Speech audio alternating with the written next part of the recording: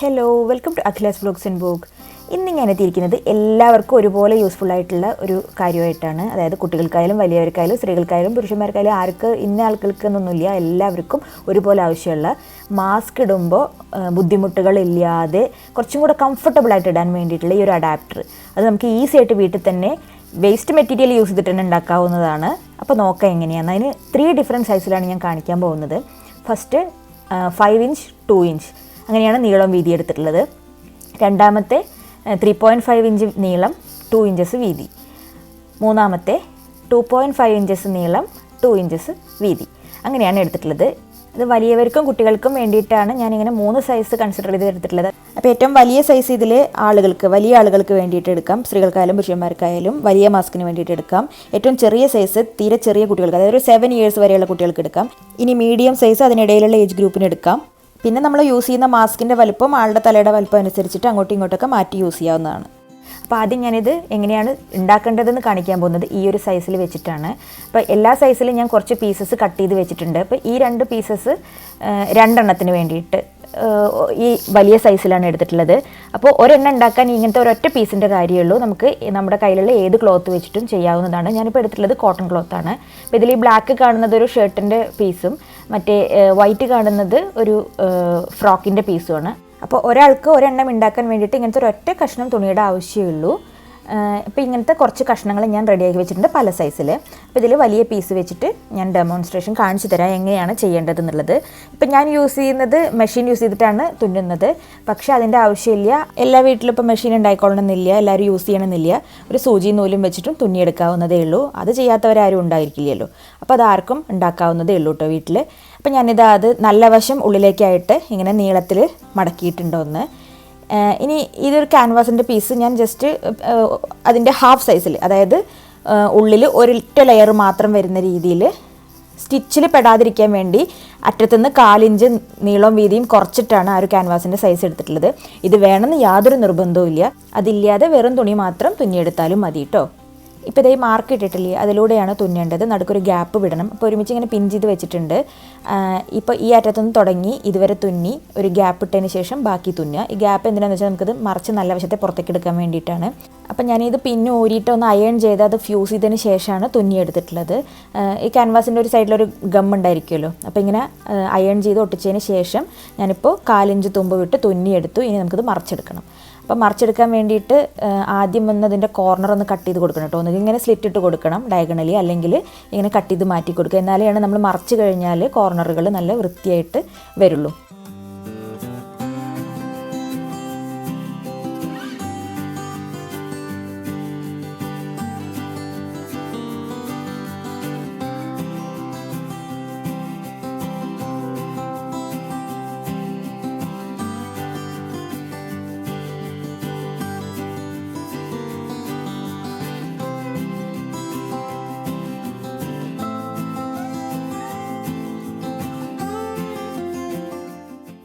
മറിച്ചെടുത്തിട്ടുണ്ട്. അപ്പോൾ നമ്മുടെ ആ ഒരു സ്ലിറ്റ് ഉണ്ടല്ലോ, അത് ഓപ്പൺ ആയിട്ട് കിടക്കില്ലേ. ഇനി അത് കംപ്ലീറ്റ് ആയിട്ട് 4 എഡ്ജിലും ഒന്ന് പുറമേ സ്റ്റിച്ച് ചെയ്ത് കൊടുക്കുകയാണ്. അപ്പോൾ നല്ല വൃത്തിയിലൊരു സ്ട്രിപ്പായിട്ട് നമുക്ക് കിട്ടും. അപ്പോൾ ഇത് ഉള്ളിൽ ആ ക്യാൻവാസ് ഇല്ലെങ്കിലും കുഴപ്പമില്ല കേട്ടോ. അപ്പോൾ ഇത് ഞാൻ ഒരു ക്യാൻവാസ് ഇല്ലാതെ തുന്നിയ പീസാണ്. എന്നാലും അത് തുണിയുടെ കട്ടി അനുസരിച്ച് കട്ടിയിൽ നിൽക്കുന്നുണ്ട്. ഇത് ചെറിയ സൈസിലുള്ളത് തുന്നിയെടുത്തത്. ദെൻ അത് വേറെ ഏറ്റവും ചെറിയ സൈസിലുള്ള 2 എണ്ണം തുന്നിയെടുത്തത്. അപ്പോൾ ഇങ്ങനെയാണ് ഞാൻ ഉണ്ടാക്കി വെച്ചിട്ടുള്ളത്. ഇനി നമുക്ക് ആവശ്യം എന്താണെന്ന് വെച്ചാൽ ഇതിനെ നമുക്ക് നമ്മുടെ മാസ്കിൻ്റെ വള്ളി ഇടാൻ വേണ്ടിയിട്ട് നമുക്ക് 2 ബട്ടൺ അറ്റത്ത് പിടിപ്പിക്കുക. ഇത്രയും സിമ്പിളായിട്ടുള്ളൊരു ഡിസൈനാണ് ഇതിൻ്റെ. പക്ഷെ നമുക്ക് നല്ല യൂസ്ഫുള്ളാണ്. ഇത് യൂസ് ചെയ്യുമ്പോൾ നമ്മൾ ചെവിയുടെ മേലെ മാസ്ക് ഇടുന്നതിനേക്കാൾ കംഫർട്ടബിളായിട്ട് നമുക്ക് കിട്ടും. അപ്പോൾ ഇതിങ്ങനെ സ്റ്റിച്ച് ചെയ്ത് പിടിപ്പിക്കുകയാണ്.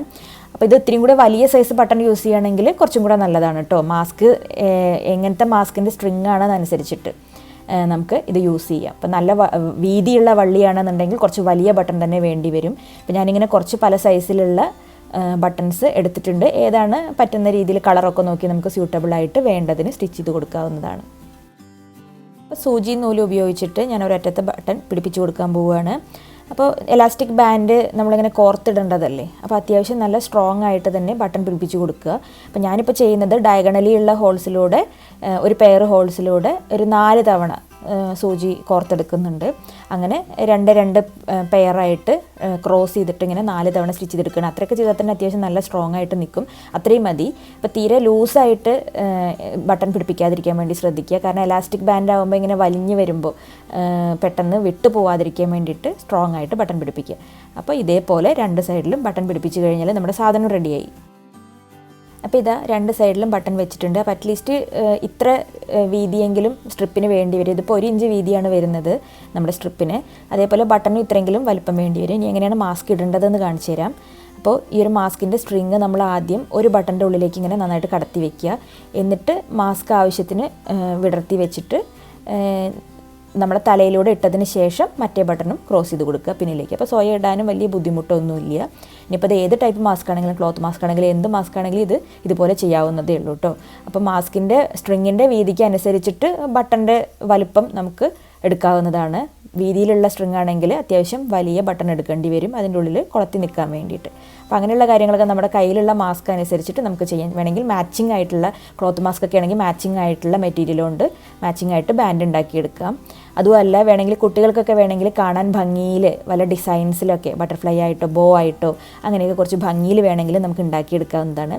ഇത് കണ്ടില്ലേ, അങ്ങനെ വല്ലാതെ വലിഞ്ഞ് ബുദ്ധിമുട്ടൊന്നും ഉണ്ടാക്കുന്നില്ല. അത്യാവശ്യം കംഫർട്ടബിൾ ആയിട്ടാണ് നിൽക്കുന്നത്. അപ്പോൾ നമുക്ക് വളരെ ഈസി ആയിട്ട് വെറും സൂചി നൂലും മാത്രം ഉണ്ടെങ്കിൽ ഒരു തുണി കഷ്ണം ഉണ്ടെങ്കിൽ ഉണ്ടാക്കാവുന്നതേ ഉള്ളൂ. അപ്പോൾ അതെങ്ങനെ ഇടേണ്ടതെന്ന് ഞാൻ ഡെമോ ചെയ്ത് കാണിച്ചു തരാം. നമ്മൾ ഒറ്റയ്ക്ക് ഇടുമ്പോഴേ മാസ്ക് മുഖത്ത് വെച്ചതിന് ശേഷം ബാക്കിൽ സ്ട്രിപ്പ് വെച്ചിട്ട് 2 ബട്ടൺ ഇടാൻ കുറച്ച് ബുദ്ധിമുട്ടായിരിക്കും. അതുകൊണ്ട് ആദ്യം ഒരു ബട്ടൺ ഒരറ്റത്തിട്ടതിന് ശേഷം മാസ്ക് ആവശ്യത്തിന് ഷേപ്പിൽ വിടർത്തിയിട്ട് എങ്ങനെയാണെന്ന് വെച്ചാൽ വെച്ചിട്ട്, ഇപ്പോൾ അത് ചെവിയുടെ മുകളിൽ കൂടെ ശരിക്കും ഇടാം. എങ്ങനെയാണ് നമുക്ക് കംഫർട്ടബിൾ എന്ന് വെച്ചാൽ അതുപോലെ ഇടാം കേട്ടോ. ഞാനിപ്പോൾ ഇടുന്നത് ചെവിയുടെ മേലെ കൂടെ അല്ല, കാരണം കണ്ണടയുടെ കാലും എല്ലാം കൂടെ വരുമ്പോൾ കുറച്ച് ബുദ്ധിമുട്ടാണ്. അപ്പോൾ മാത്രമല്ല ഇതിപ്പോൾ ഇങ്ങനെ ഉണ്ടാക്കാൻ തന്നെ കാരണം എന്താണെന്ന് വെച്ചാൽ ചെവിയുടെ മുകളിലിടുമ്പോൾ നമുക്ക് വല്ലാതെ ഈ എസ്പെഷ്യലി ഇങ്ങനത്തെ നമ്മൾ മെഡിക്കൽ ഗ്രേഡ് ആയിട്ടുള്ള ഈ മാസ്ക് യൂസ് ചെയ്യുമ്പോൾ അതിൻ്റെ വള്ളി നല്ല ബുദ്ധിമുട്ടുണ്ടാക്കുന്നുണ്ട്. ചെവിയുടെ മേലെ നമുക്ക് ഡെയിലിയൊക്കെ യൂസ് ചെയ്താൽ ഏതാണ്ട് മുറിയാവുന്നത് പോലെ കളറ് മാറി വരുന്നുണ്ട്. അപ്പോൾ അങ്ങനത്തെയൊക്കെ ബുദ്ധിമുട്ട് ഒഴിവാക്കാൻ വേണ്ടിയിട്ട് വളരെ കംഫർട്ടബിളാണിത്. അതേപോലെ സൈഡിൽ നല്ല കവറേജും കിട്ടുന്നതായിട്ട് എനിക്ക് തോന്നി ഇങ്ങനെ താഴെ കൂടെ ഇടുമ്പോൾ. നമ്മൾ ചെവിയുടെ മേലെ ഇടുമ്പോൾ കുറച്ചും കൂടെ കവളിൻ്റെ ഭാഗത്ത് മാസ്ക് ഇങ്ങനെ പൊളിഞ്ഞ് തുറന്ന് നിൽക്കുന്നുണ്ടായിരുന്നു. അപ്പോൾ കുറച്ച് താഴെ കൂടെ ഇടുമ്പോൾ ഇതുപോലെ കമ്മലിനും ബുദ്ധിമുട്ട് വരുന്നില്ല. നമുക്ക് കവളിൻ്റെ അവിടെ നന്നായിട്ട് കവർ ചെയ്ത് നിൽക്കുന്നുണ്ട്. ബാക്കിൽ മുടിയുടെ താഴേക്ക് ഇറങ്ങി നിൽക്കുന്നുണ്ട്. നമ്മൾ മുടിയുടെ അടിയിലേക്ക് ഇട്ടാലും കുഴപ്പമില്ല. ഇതിപ്പോൾ ഇത്രയും ലൂസായിട്ടാണ് നിൽക്കുന്നത്. ഒട്ടും ടൈറ്റായിട്ട് നമുക്ക് ബുദ്ധിമുട്ടുണ്ടാക്കുന്നില്ല. സാധാരണ ഒരു കോട്ടൺ ക്ലോത്ത് അല്ലേ, നല്ല കംഫർട്ടബിളാണ്. അപ്പോൾ ഇത് അടുത്ത നെക്സ്റ്റ് ബ്ലാക്ക് കളറിലുണ്ടാക്കിയ സ്ട്രിപ്പ് വെച്ചിട്ട് ചെയ്ത് കഴിഞ്ഞാൽ ഒട്ടും നമ്മളവിടെ ഉണ്ടെന്ന് തന്നെ അറിയൂല്ല. ഇനിയിപ്പോൾ നമുക്ക് അങ്ങനെ ഒരു സ്ട്രിപ്പ് കാണുന്നത് ഇഷ്ടമില്ല, പുറത്ത് കാണുന്നത് ഇഷ്ടമില്ല എന്നുണ്ടെങ്കിൽ നമുക്ക് ഇങ്ങനത്തെ ഡാർക്ക് കളേഴ്സ് അല്ലെങ്കിൽ മുടിയുടെ ഇടയിൽ അറിയാത്ത രീതിയിൽ എടുത്തു കഴിഞ്ഞാൽ അതും കാണില്ല. ഇനി മുടിയുടെ മേലെ ഇടണമെന്നുണ്ടെങ്കിൽ അങ്ങനെ ഇടാം കേട്ടോ. ഇപ്പോൾ ഷോള് അല്ലെങ്കിൽ സ്കാർഫ് ഹിജാബൊക്കെ ഇടുന്നവരാണെന്നുണ്ടെങ്കിൽ ചെവിയിലിടുന്നതൊക്കെ ബുദ്ധിമുട്ടായിരിക്കും തല കവർ ചെയ്യുന്നവർക്ക്. അപ്പോൾ ഇങ്ങനെ മുടിയുടെ മുകളിൽ കൂടെ ആണെന്നുണ്ടെങ്കിലും ഇടാം. മുടി എന്നിട്ട് കെട്ടിയതിന് ശേഷം മുകളിലൂടെ ഇട്ടതിന് ശേഷം സ്കാർഫ് ഇട്ടാലും നല്ലതാണ്.